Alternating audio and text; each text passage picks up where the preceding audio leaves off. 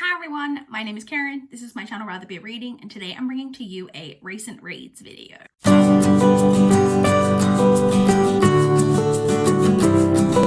So it has been a week since I last checked in for a recent reads video. I finally got up to date. This video is going up a little later in the week just because of how the timing fell with getting my wrap up and my TBR up, but it is still just a week's worth of reading.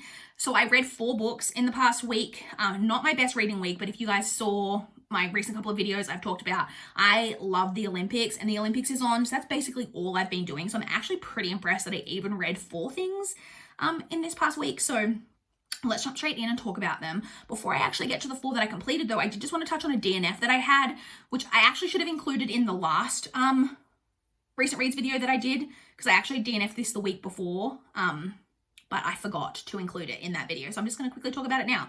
And that is The Thousandth Floor by Katharine McGee. So you guys might recall that I actually tried reading this back in the early part of the year, in like maybe February, and struggled with it, but I was going through a weird phase with like audiobooks and a lot was going on, and so I ended up putting it to the side and saying I'd come back to it later. It wasn't a DNF at that point, it was just I'll come back to it later. It was now several months later, and I got it back out on audiobook from my library, and I restarted it over from the beginning because I wanted to make sure I was giving it like a really fair chance, and didn't work for me. So this is YA.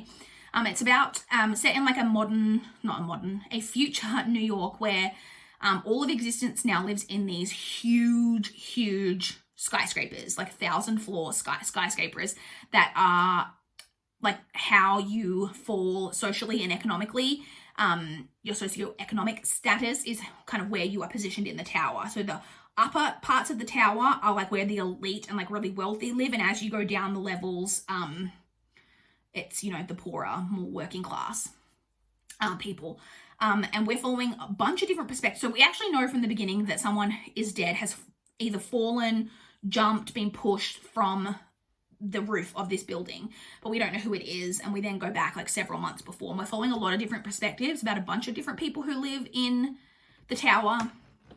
And so like I say, I actually read past where I got to last time. I can't remember how much, in terms of what it would equate to in the physical, I read about 175 pages. I think I read like 42%, something like that. So I gave it like a decent chance. And it wasn't, on another time I might have finished this book, but I just didn't care. There's one storyline that I didn't love about 2 adopted siblings, but who grew up together as siblings. And one of them is like in love with the other one. And I'm like not into that type of storyline. And then what a real key factor for me in knowing that I wasn't interested in continuing this book was I started looking up reviews on Goodreads to see, like, you know, what people thought of it and whether it was worth continuing. The reviews from people that I follow who've read this book were pretty mixed. But I found myself searching for spoilers. And I am someone who hates spoilers. So the fact that I was just like, didn't care about this book and just wanted to like see what happened at the end, like without having to read it, was, I didn't even realize I was doing it. Then when I realized, I was like, I clearly don't care about this book. I'm not going to waste my time like pushing through it. And so I decided to DNF that one. The first book that I completed in the week was The River at Night by Ferencik.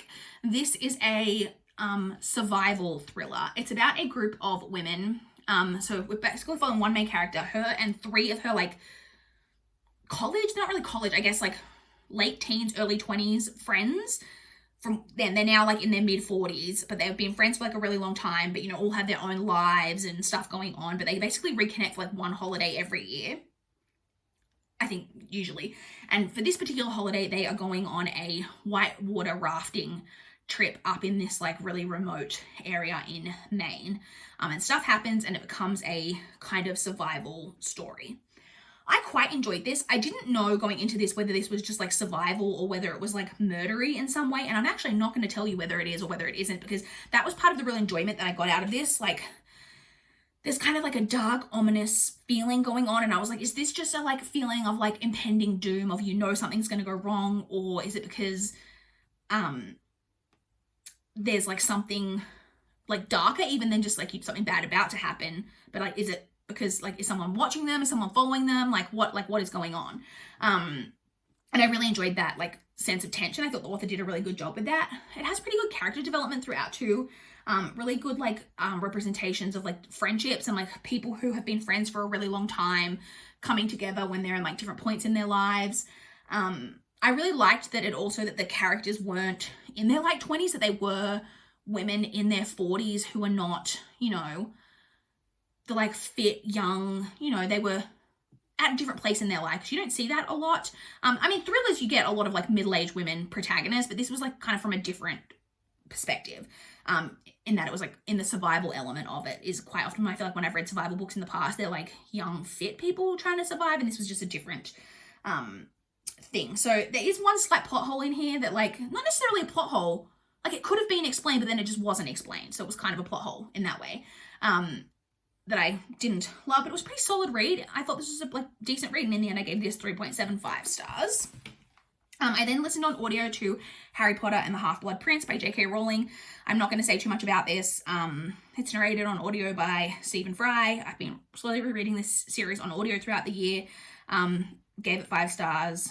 Not going to talk too much about it. I then read Bitterroot Lake by Alicia Beckman. This is a thriller that I received in exchange for an honest review through NetGalley. This one is about a woman who, when she was in college, her and a couple of friends were at her family's like cabin that they have in Montana, and something happened, and a guy who was there died, and she had this like dream when she was there that something bad was going to happen, and she didn't listen to the dream and then felt guilty about it forever since.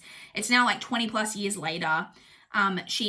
Her husband has recently passed away. She's now widowed, and she travels back to her family's cabin in Montana, which is, no one's supposed to be living there or whatever. And when she gets there, like something's going on, and she realizes that a friend from 20 years ago is there, and they're kind of hiding out there because they found the dead body of someone else who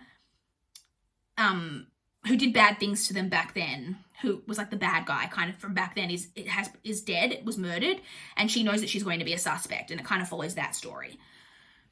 I had really mixed feelings about this one. It has kind of a paranormal kind of, not paranormal, I don't even know how to explain, like an otherworldly kind of twist to this, like that I didn't think really worked, and I just didn't think was necessary for the like story. The mystery itself also was really not engaging, and I also didn't really like any of the characters. I gave this 3 stars, which maybe is generous. Like I said, I'm thinking about it now, I can't think of too many positive things to say about it. It's also a very slow story, but like it wasn't terrible. Like I read it, like it was fine. But there was just like a lot of things that I was just like, well, this, you know, I just had issues with a few things. But like I said, I ended up giving it 3 stars. And then the final book that I read in this past week is Jane Austen Investigates the Abbey Mystery by Julia Golding. This is another one that I received from NetGalley in exchange for an honest review. Both of these books, by the way, are out and published, so are available to check out. So this is a new middle grade series that follows Jane Austen as, I think she's 12, and she is like getting involved in solving mysteries. So she's a very precocious young girl, and in this one she gets sent to be the lady's companion to this other woman, and she's there, and there's the possibility of there being the ghost at this abbey where they live, but then also like kind of other actual mysteries like crop up while she's there as well. And it was just like a fun, I think it was really well written in terms of that it can be, I think obviously it's for a middle grade audience, and I think middle graders would enjoy it, but it's also written in a way that like adults and like people of all ages can enjoy it. I really liked the Jane Austen character. It was like, there was also one part of the mystery that I didn't quite guess, which is also really well done. For like often middle grade mysteries are kind of like dumbed down, and I didn't think that this one was like overly dumbed down. It was just like a fun story. In the end, I gave it 3.75 stars. And I already have the second one from NetGalley, so I'm really looking forward to continuing on with this series and seeing how hopefully the series keeps going on, because I think it'll be a fun series to kind of just like continue on with these like little standalone mysteries following Jane Austen as a like 12-year-old investigator. So yeah, those are the 4 books that I read over this past week. I would love to chat with you guys in the comments down below if you've read any of these books, if you've got any thoughts, or if you want to chat to me about what you guys have been reading recently. I would love to know. Please like this video if you liked it. Please subscribe if you want to see more from my channel. That is all I have for this video today. Bye guys.